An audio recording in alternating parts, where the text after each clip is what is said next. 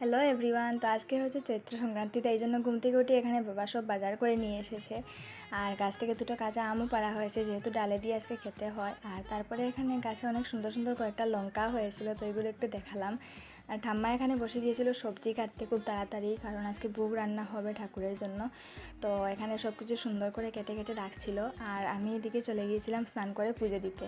তো গিয়ে ফুল, বেলপাতা, তুলসী পাতা, আম পাতা সব কিছু তুলে তারপরে এখানে এসে ঠাকুরের ঘরটা একটু সুন্দর করে পরিষ্কার করে আর সব বাসন সুন্দর করে ধুয়ে নিলাম।